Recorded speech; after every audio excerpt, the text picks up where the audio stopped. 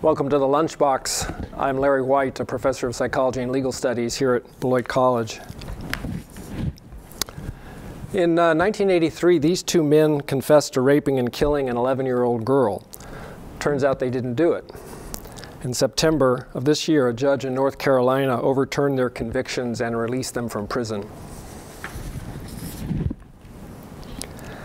In 1997, 4 sailors confessed to gang raping and killing a young woman in Norfolk, Virginia. In fact, they had nothing to do with the woman's death. And in 2011, the men were exonerated on the basis of new DNA evidence, which identified the actual killer. In 1989, these 5 teenagers confessed to raping and beating a woman who was jogging in Central Park. They were released from prison in 2002 when DNA evidence identified the actual perpetrator, a serial rapist who admitted that he had acted alone. In September of this year, the state of New York awarded millions of dollars in damages to the Central Park 5. 14 years ago, this man was sitting in a Texas prison cell, contemplating suicide because he was serving a life sentence for a rape and a murder that he confessed to, but he didn't commit. In 2001, Chris Ochoa was exonerated by DNA evidence, and then in 2006, he earned a law degree at the University of Wisconsin. The list of proven false confessions in the United States is a long one. It's a very long one. False confessions happen, and they happen more often than most people realize.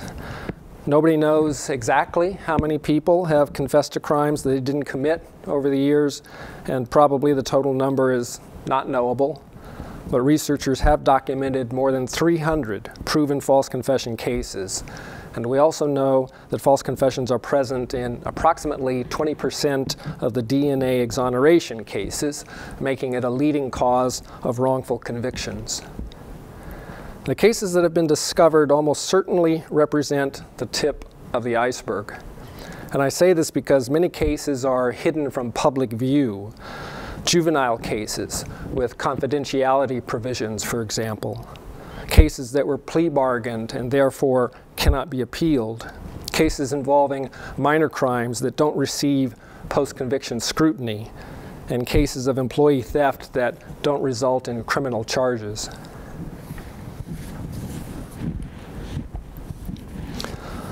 All of the false confession cases I've mentioned came about because of 3 errors that happened one after the other. First, the police decided that an innocent suspect was probably guilty. This is called the misclassification error. And then the police subjected the innocent suspect to an accusatory interrogation that was designed to extract a confession. Getting a confession is crucial in these kinds of cases because there's usually no credible evidence against the suspect. Remember, the suspect is innocent. And this is called the coercion error. And then finally, the police actively shaped the suspect's story of what happened and supplied him with factual details of the crime. The police do this because they have to transform the suspect's unconvincing initial admission of guilt into a fully formed and detailed account that proves he's guilty. And this is called the contamination error. Why do the police sometimes misclassify an innocent suspect as guilty? Most detectives are trained to conduct an initial interview to verify or refute their suspicions of a suspect. The protocol is called the behavior analysis interview, and it's widely used in the United States. In the BAI, the detective evaluates a suspect's behavior. Guilty suspects are said to display nervous behaviors like crossing their legs, squirming in their chair, grooming themselves, and answering quickly. Innocent suspects are said to lean forward and to establish eye contact. There's just one problem. Laboratory studies have found that the BAI doesn't work. The supposed signs of guilt are not valid indicators. Other studies have found that police officers typically perform no better than chance when asked to identify deceptive persons. Even the top performers in these studies perform at just 55 to 60% accuracy compared to a base rate of 50%. Unfortunately, most police officers overestimate their ability to catch liars. In study after study, they think their hit rate is 15 to 20 percentage points higher than it actually is.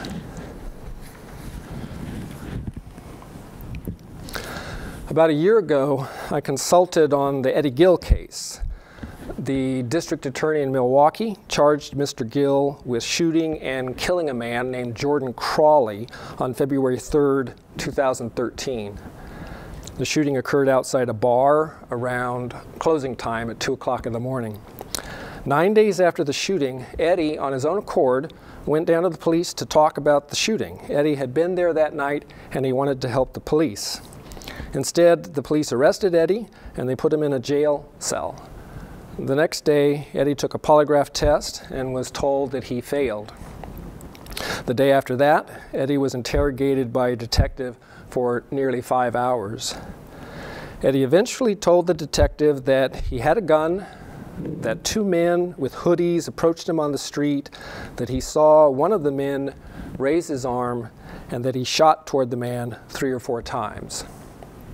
Eddie said that he didn't mean to shoot Jordan Crawley, but Crawley had walked into the line of fire. And that was Eddie's confession. I'll come back to the Eddie Gill case in a minute, but first, here's a list of risk factors that have been identified by researchers. An innocent suspect is more likely to confess when he's sleep-deprived and mentally exhausted. He's more likely to confess if he's young or mentally retarded or highly compliant to requests made by authority figures. He's more likely to confess if he suffers from ADHD or is feeling anxious.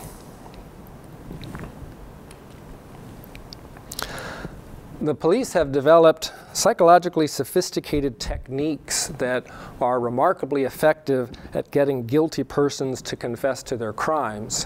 Unfortunately, these same interrogation techniques can sometimes motivate innocent persons to confess falsely. Isolation and lengthy questioning, tactics A and B on the list, are designed to heighten the suspect's stress level and wear him down psychologically. Tactics C and D are designed to shift the suspect's mental state from feeling confident to feeling scared and helpless. Tactic E, minimization, is designed to provide the suspect with some sort of face-saving excuse for the criminal act. The interrogator who's using minimization will offer sympathy or say that I would have done the same thing, or allow the suspect to infer that he'll be treated leniently if he confesses. The last item on the list is inducements. Inducements generally take the form of if-then statements. If you admit your guilt, then questioning will come to an end, or the prosecutor will look favorably on your case, or you and your family can get help and begin the healing process. Police can use 2 kinds of inducements, low-end and high-end. A low-end inducement is when the detective says something like, if you tell us how this happened, then you'll feel better, or your family will respect you for being a man who takes responsibility for his actions. A high-end inducement is when the detective says something like, if you admit your guilt and if you tell us how this happened, then you'll get a lighter sentence. But the road ahead is going to be a rough one if you don't cooperate.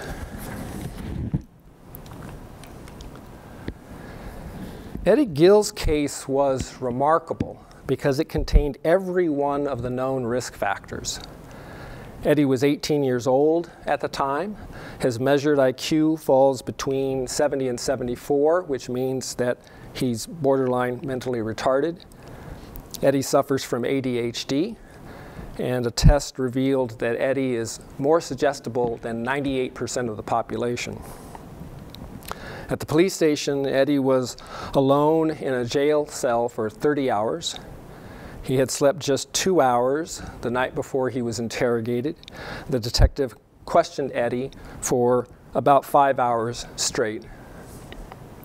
The detective told Eddie several times that witnesses at the scene had identified Eddie as the shooter, even though that wasn't true. No witnesses then or to this day have ever identified Eddie as the shooter. Eddie said over and over and over again that he didn't shoot anybody. Eddie begged the detective to talk to other people who were there so that they could prove his innocence. And Eddie repeatedly told the detective that he was anxious and that he wanted to get out of the room and that he wanted to see a judge. But the detective ignored Eddie's requests. Instead, the detective suggested to Eddie what had happened. Maybe you were just trying to shoot up in the air. I think it was probably an accident. If this was an accident, then it can be handled like a minor offense, like negligent handling of a firearm. You get maybe a year in jail and some parole time, and then you're out.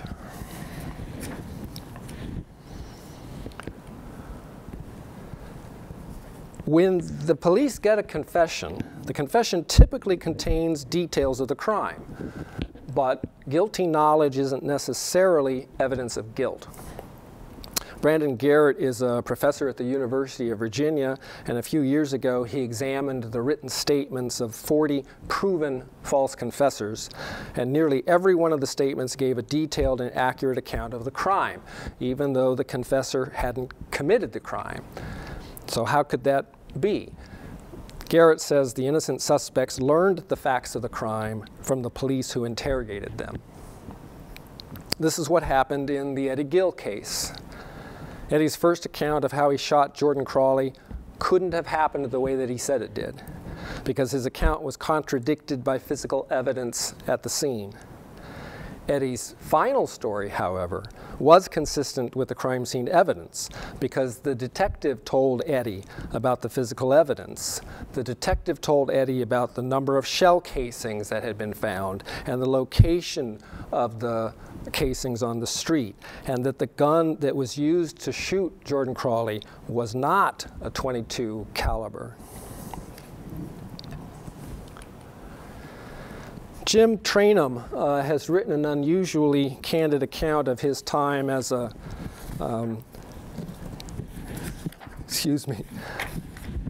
Jim Trainum is a detective. He's written an unusually candid account of his time as a homicide detective in Washington, D.C. He described one of his first cases in which he obtained a false confession. He didn't know it at the time, of course. He believed that the suspect was guilty because she had failed a polygraph test. And in thinking about what had happened, he realized that, and now I'll read from the slide, Trainum says, we had unintentionally fed her almost the entire case over a several-hour period, and Kimberly would guess. Sometimes the guesses were right. We wouldn't see the ones that weren't because she was being evasive or she was protecting someone. So that's how we wrote that off. I underlined that one passage because it nicely illustrates what the police call tunnel vision and what psychologists call confirmation bias.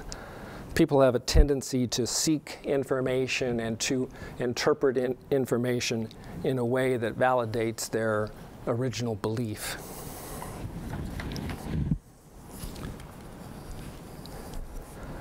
Professor Saul Kassin is arguably the world's leading expert on the psychology of interrogation and the problem of false confessions.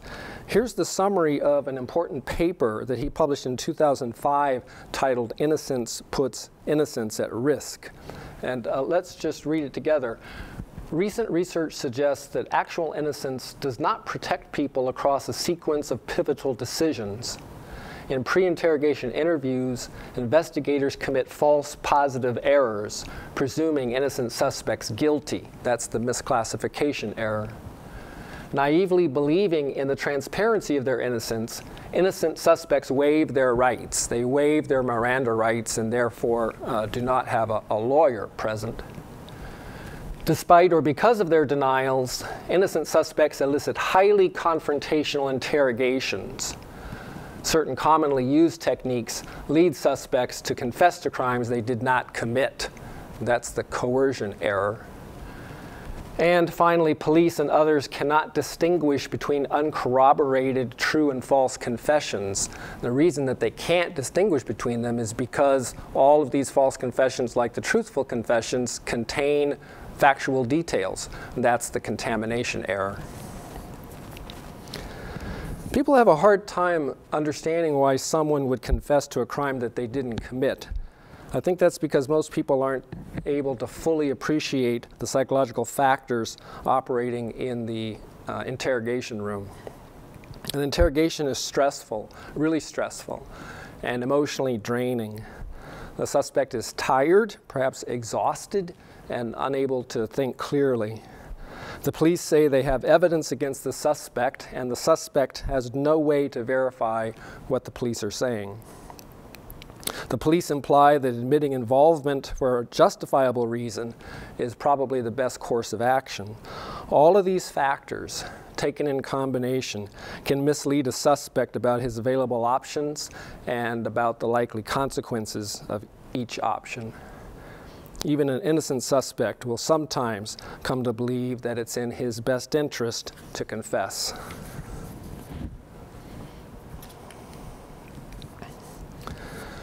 The story that I've told is mostly a disturbing one, but I'd like to end on a positive note.